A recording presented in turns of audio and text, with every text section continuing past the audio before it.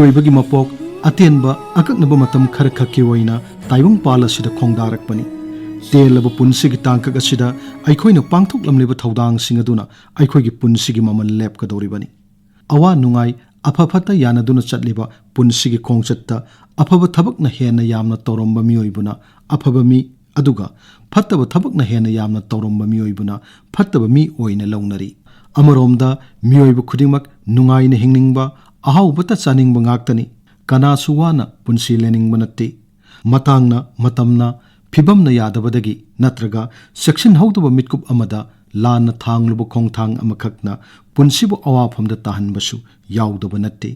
मयाई काबचिंजाक लाइचुरबसिंगी पुनसिसु अदुमंगाई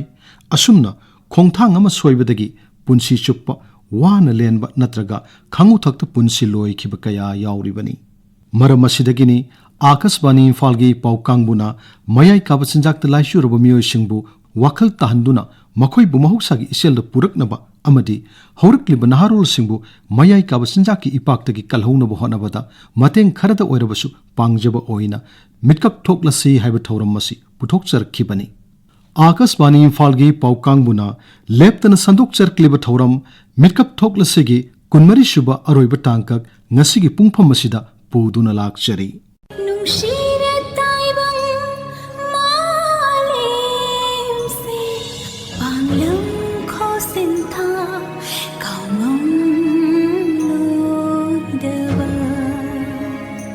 मयाई काब निसागे पाक्ते इराकनदुना लाइचुदुना मंगलैबाक कुमलब संसार मद ताउदुना चनफम खंगदना लैख्रबा निसाद लाइचुरबा अइखोइगी इरैचासिंगबु मिकप थोअन्दुना मखोइबु महौसागी पुनसिरोलद पुरकपदा मतेंग पांगननबा अखन्नन पुथोक चखिबा थौरमनि मिकप थोकलसी थौरमसी हौकिबा सही कुमजा लिसिंगनि कुलहुमदोइगी सेप्टेम्बर 29 हौदुना मिटकप थोकलसी हाइबा मपुंग ओइबा मिंगथोलगी मखादा एपिसोड खुदिंगी ममिंग अममम थोंदुना युमसकैसा नुमितचिंगदा पुन्ना एपिसोड 14 संदोकचरखिबा थौरमनि थौरमसी हेना मपुंग फाहननबा होनबदा राज्यसिदा मयाई काबा निसादगी मियोई कयागी पुनसिबु कन्ननबा होनबदा अचौबा थौदांग लौरिबा राज्यगी सोशल वेलफेयर डिपार्टमेंट की मटेंगसु लौखी मिकप थोकलसी थौरमसी की मतांग फोंगदोकलदुना सोशल वेलफेयर की डायरेक्टर एनजी उतमना असुमना हाई जून की तांग 23, 2018 दा हौजिक पालिबा लेंगा की चीफ मिनिस्टर मिंगोइना पंजरबदा श्री एन बीरेन सिंहना सोशल वेलफेयर की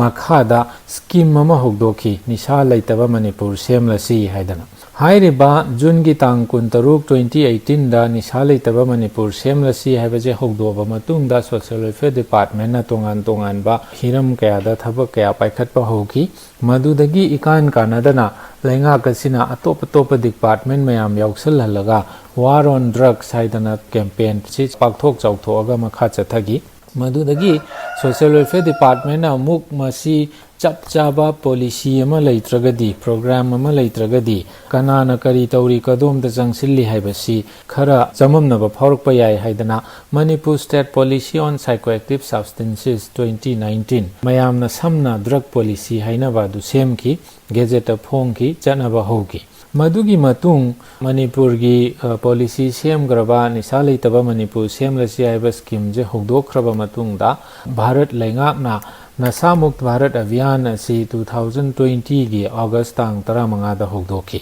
मयाई काबा चिंजाक सुंगबा थाबा योनबा थिंगबदुगी मथक्ता अना अयेक यावरकपा हाइबदि drug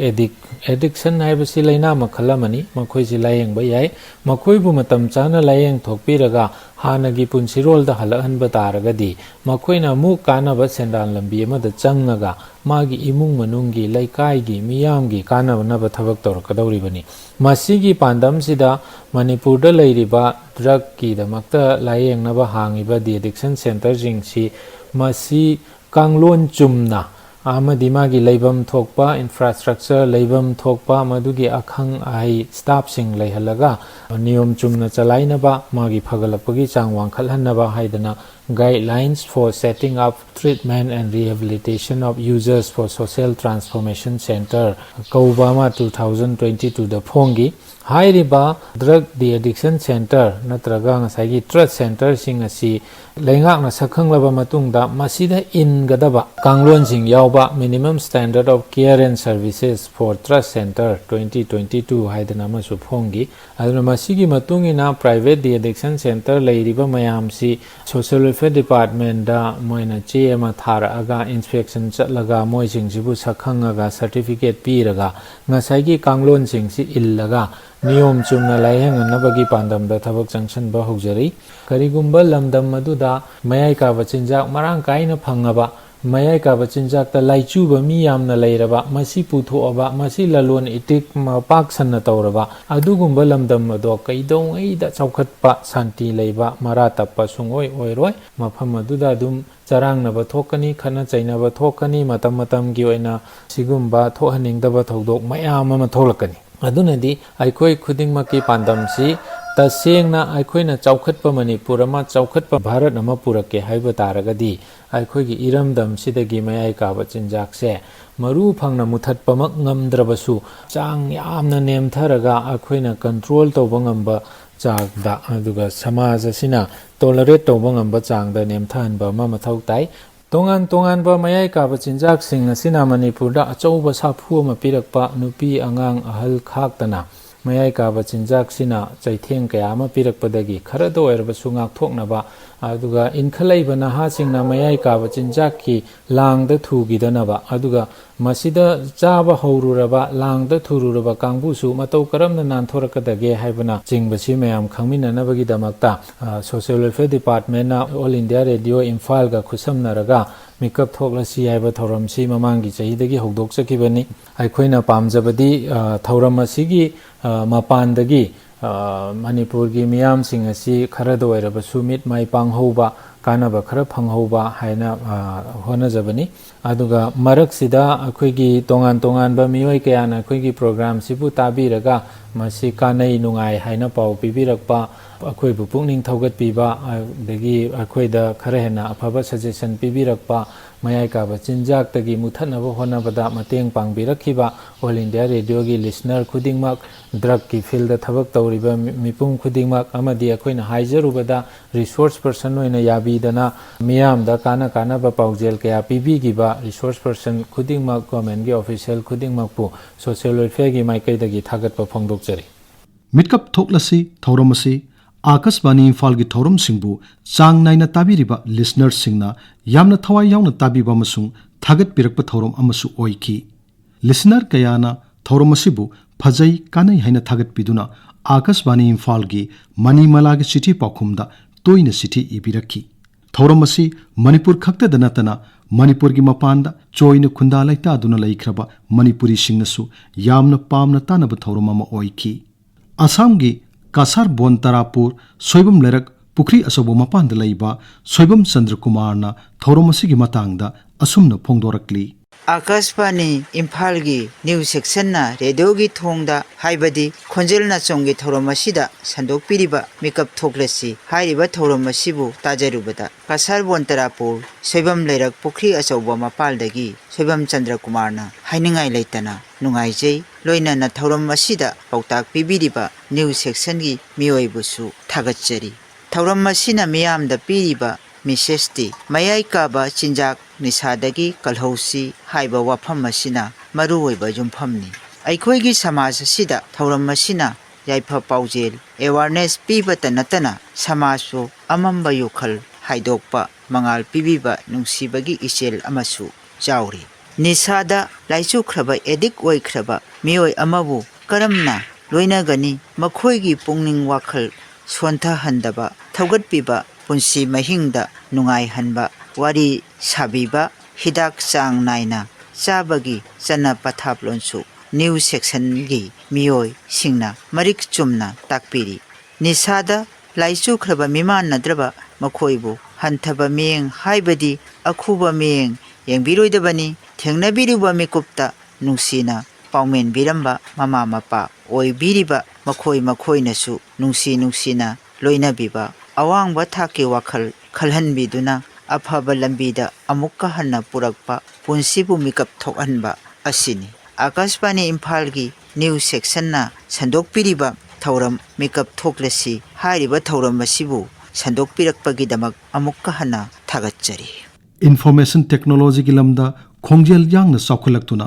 social media yauna anu medium kaya thorklabasu radio gi maru oiba amadi miyam na radio tanabagi changdi hanthaba leitri ahoina dum hanana radio set khakta da tanaramba adu hojikti mobile phone da mafam amade hekta line taba yare masigi mathakta YouTube channel Akashbani Imphal da thoram pumnamak live streaming tawba maramna internet phangba malemgi mafam amade hekta aikhoigi thoram sing taba phangle thabak suna chak chana tongana matam manghandana matam amade hekta taduna irai laina kanaraba I pau kaya phanghalliba Akashbani Imphal gi akhanaba thoramni Mitkap Thoklasi thoram asigi matangda mahaki oiba mot phongdokladuna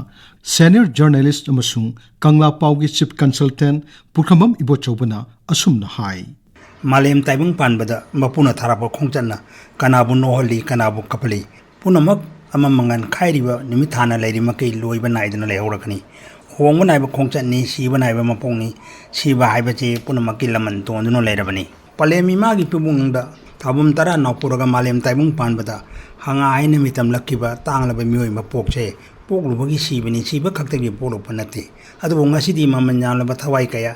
drakki khayata takiduna malem taibung panbadagi manung matam chadana khangu thakta punchi longkre kaya amana masigi chaithengna awa kongai khangduna ayona he tamduna leiri asigomba siraba tanja asida mamanyalaba thawai kaya drakki khayatai karamna kalhogadagi haina all india radio Imphal gi regional news unit na tangkang na pangtholiba Mitkap Thoklasi habi awareness program ase asuki matik thingthani ngai oiba program amani haina logdaba ngamloi masina ngasigi amadi tungi mirol kayagi mayonda no wa hongwa mal laktuna mamnyam labana rol kayagi punji kalagani haibase yaki thajajabani program ase tangkang na pangtholiba asina piri be awareness ase ekoi punama lomina duna drakki khayatagi mamanyal ba punji kaya kalhogduna drakpu malem sidagi maru phangna muthalaji haiba apunmagi kholaw lomina raji haina thamjagi aikhoigi Mitkap Thoklasi episode kharda lengaki amata ngaireba rehabilitation center anaubu mangal trust center da sel tingdana Laichuraba mioi kaya layengduna phagalakkhibagi wari shandokchaki thoram singadu taruba mioi kayana Akashbani Imphal gi staff singda anaubu mangal trust center gi contact number piu makhoigi masa manau sing layengjage haina phone torpa kaya yauki madugi tungda pau phongnaduna anaubu mangal trust center da Layengbadagi fagalakpa kaya su yauki makhoigi manungda news chakondagi James kobo mioi amana mahaki manau nupabu center asida layengbagi matangda paudamladuna asumnu phongdokli hei nau nupa amakhak lei mahak nisa sinramba mioi amakhakni mahaku layengnabagi damakta layeng sang kaya amada thamure matam kharasu dum pharaga dum leirambasu yawi adubu mahangna amuk hanna nisa chasalakpa matamda imungda awaba mayam ama thengnei adubu amuk phanabagi damakta layeng sang amada thamge khalakpa mikuptasu sentungi phibam chadabana maram oiduna awaba mayam amasu thengnakhi aduga layeng sangda thamba ngamkhidaba tanja mayam amasu dum yauki layok phaba amana radio taruba matamda radio program gi manung chana leiba Mitkap Thoklasi haiba program asi tarubadagi sarkar gi oiba layeng sang ama lemna layeng bagi layeng sang ama lei haibse khangjaraki maduda thamruba matamdagi agi naunu pase uji isa chadana pharaga leiri Mitkap Thoklasi thorambu thawai yauna tabikhiba kairaw langdum lairembi leikaidagi hidam nando kobo mioi amanasu mahaki oiba mot phongdokladuna asumna hai All India Radio na sandokpiba Mitkap Thoklasi haiba program ji tarubadagi yamna nungaiba ama anawam mangalama aingonda amati ngasigi society da pibagum tawi kumala pakta hangiba angnawam mangalaiba center si asuki matik ngasigi society sida achauba kanaba danatana mangi gadaba yuthkai amati society si awabi ron lukadaba sidagi hairiba center sina kharado isu kanbangambagi khudong chabasi ngasigi society manipur iparjata natana ngasi sangkyada leba miweba singsida anawam mangal amata sengna pibagum thok I haibatu aigi thajajabani mayai kaba nisana lakshilaklaba khunayamana malemgi sakhut lamjalda mangam sana chatpakhak oithokte tungi yumbiral oigadoriba naharol singna mayai karaba nisagi pakta tauduna laikhrabadi phurup kanglup adugi ꯇꯨꯡꯒꯤ ꯂꯥꯏꯕꯛ ꯀꯔꯤ ꯑꯣꯏꯔꯛꯀꯅꯤ ꯃꯔꯝ ꯑꯗꯨꯅ ꯃꯌꯥꯏ ꯀꯥꯕ ꯅꯤꯁꯥꯒꯤ ꯄꯥꯛꯇꯒꯤ ꯑꯩꯈꯣꯏꯒꯤ ꯅꯍꯥꯔꯣꯜꯁꯤꯡꯕꯨ ꯀꯟꯗꯕ ꯌꯥꯗꯦ ꯍꯥꯏꯕ ꯋꯥꯈꯜꯂꯣꯟꯗ ꯁꯟꯗꯣꯛꯆꯔꯛꯈꯤꯕꯅꯤ ꯃꯤꯠꯀꯞ ꯊꯣꯛꯂꯁꯤ ꯊꯧꯔꯝ ꯑꯁꯤꯒꯤ ꯃꯇꯥꯡꯗ ꯃꯍꯥꯛꯀꯤ ꯑꯣꯏꯕ ꯃꯣꯠ ꯐꯣꯡꯗꯣꯛꯂꯗꯨꯅ ꯑꯥꯀꯥꯁꯕꯥꯅꯤ ꯏꯝꯐꯥꯜꯒꯤ ꯃꯇꯝꯒꯤ ꯋꯥꯐꯝꯒꯤ ꯑꯏꯕꯤ ꯔꯥꯖꯀꯨꯃꯥꯔ ꯁꯅꯥꯇꯣꯝꯕꯤꯅ ꯑꯁꯨꯝꯅ ꯐꯣꯡꯗꯣꯛꯂꯤ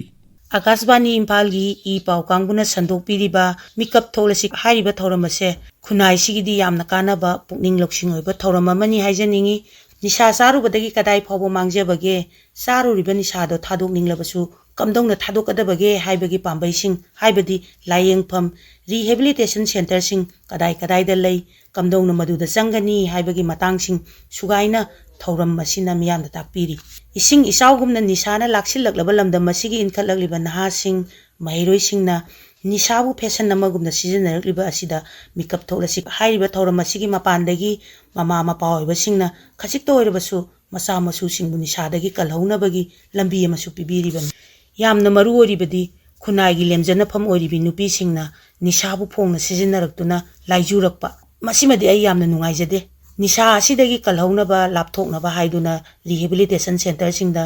नुपीसिंग फावबा थमनरक्पा हाइबसे लमदम मसिगी यामना लाइबक थीबनी राज्यगी सोशल वेलफेयर लोइसंगना निशा चाबसिंगबु अचुंबा मायोंदा पोरकनबा वाखल तारकनबगीदमक्ता सेंटरसिंग हांगदुना होनबिरिबा सिसु यामना फबो खोंगथांगनि हाइजनिंगी मसामक निशादा मतम सांगना लाइचुरुरबा कयाना लोसिंदना फोंगना मकोइना निशा सिजनरङैदा थेंगनरक्पा कयाबु हक्थेंगनना पाउदमलक्पा अमसुंग निशा चाबा मचा मसु मपुरोइबसिंगा लैमिनबदा थेंगनरिबा अवाबसिंगबु रेडियोगी थोंगदा पाउदमलक्पदा मदुबु तारुबदा अताबसिंगी पुकनिंग लौसिंग ओइबता नत्तना तुंगदा इमुंग मनुंगदा थोलकदबसिंगदगी कलहौनबगी लंबी अमसु पिबीरी थौरम असे तारुबदगी इसा इसुसिंगी लमचत साजता अहोंगबा लाकपदा चेक्सिलहौनबगी पांबई अमसु ओइ समना हाइजरबदा मिकअप थोलसी हाइरिबा आकाशवाणी इम्फाल की ई पाव कांगुना संतोकपीरिबा थौरम असे मतंगा यामना चानबा खुनाइदा कानाबे पिबा थौरम अमने हाइनसु हाइजनिंगी मणिपुरदा मयाई काबा Nishadha लाइचुरबा मियोइसिंगबु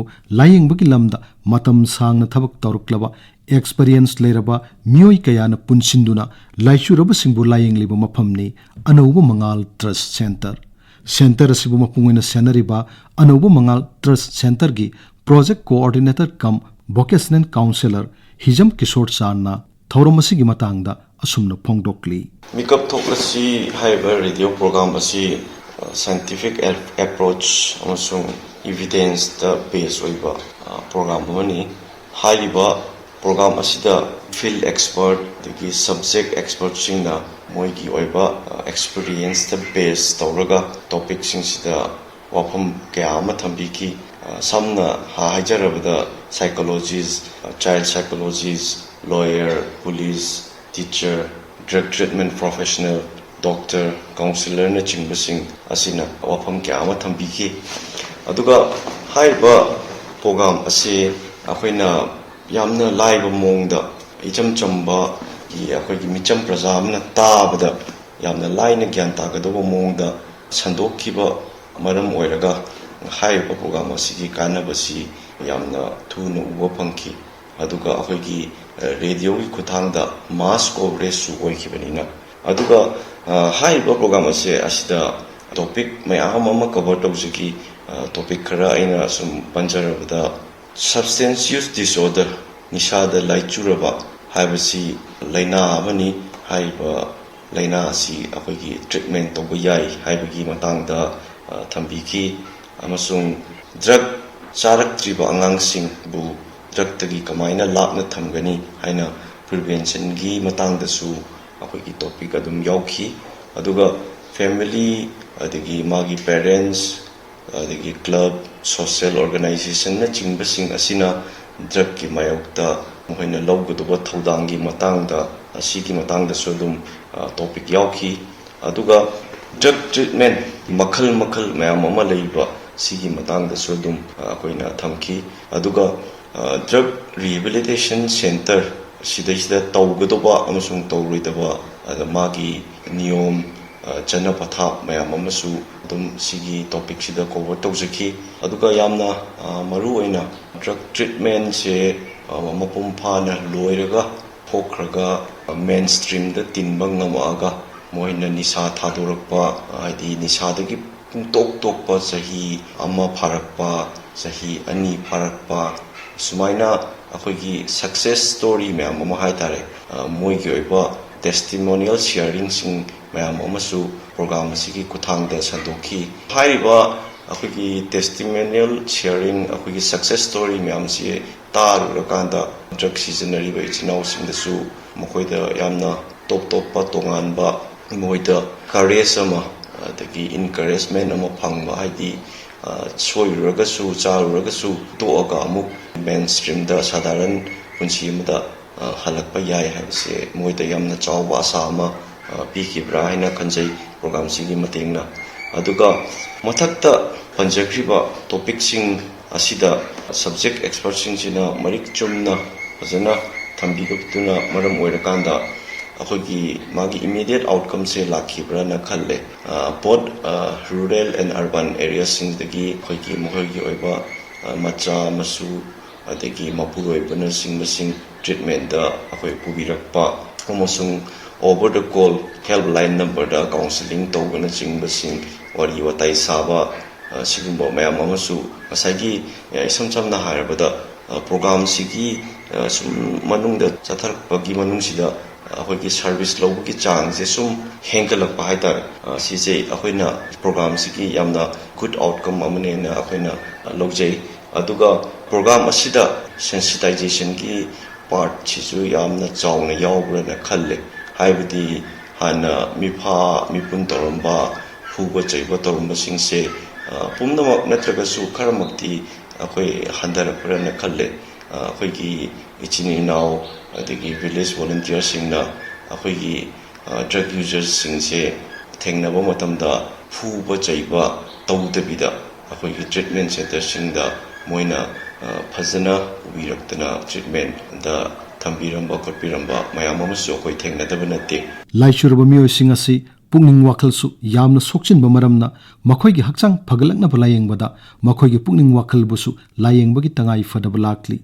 Laichuraba miyosingi Pukning Wakhal Layengnabagi matangda Mitkap Thoklasi episode kayada saruk yabikiba Regional Institute of Medical Sciences RIMS Imphal gi Psychiatry Department ki Professor Dr. R.K. Leninna thauromasigi matangda asumna phongdokli Akasbani Imphal ki news section na puthokpiba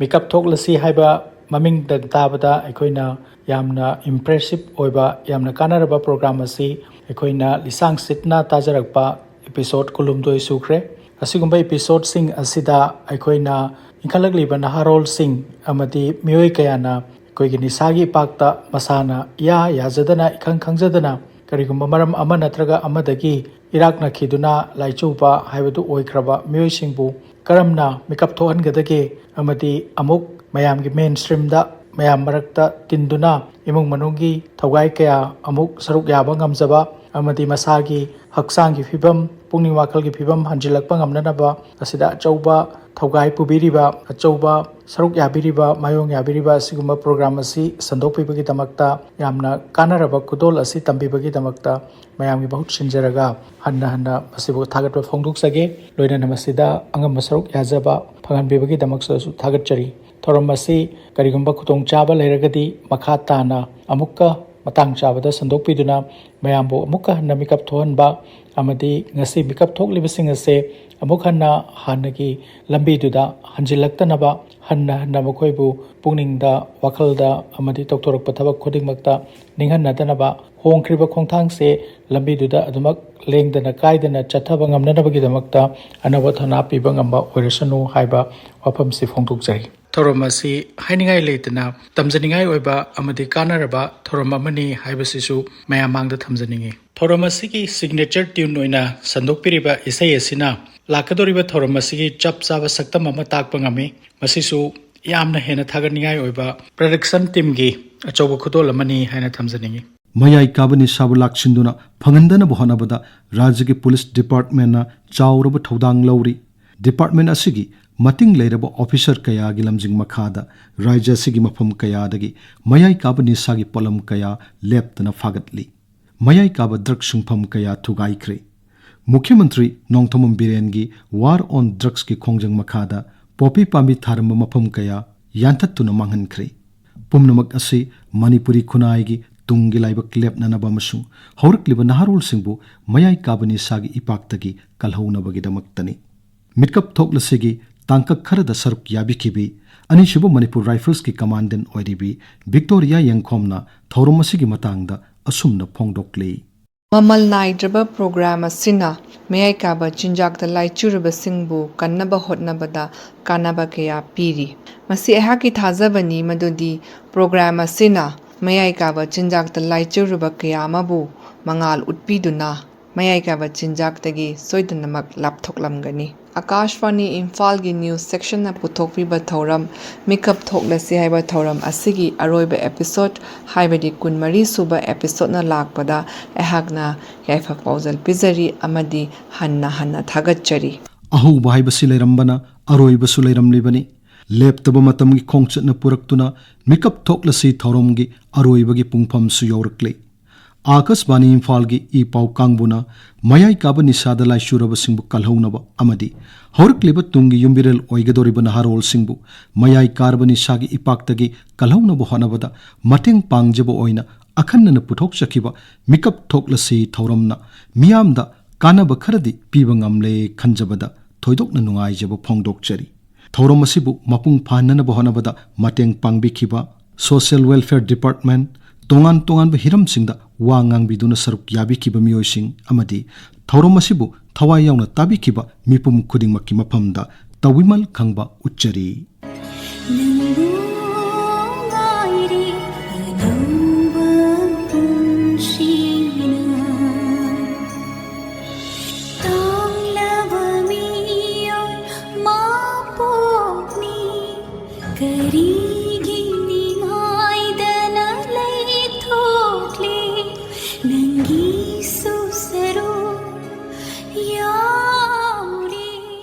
matang asida Akashvani Imphal na leptana sandok charakliba thoram Mitkap Thoklasigi kunmari shuba aroiba tangkak loijare thoram puthokpa Thokchom Jogendrajit thoram asigi aiba masung lanthok chariba Ngangom Kiran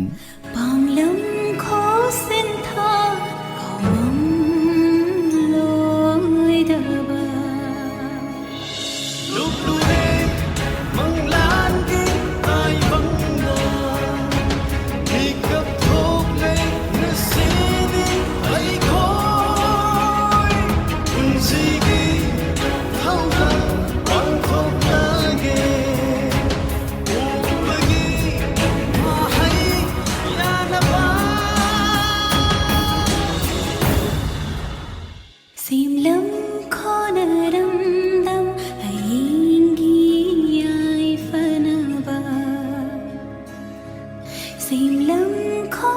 naram dam hai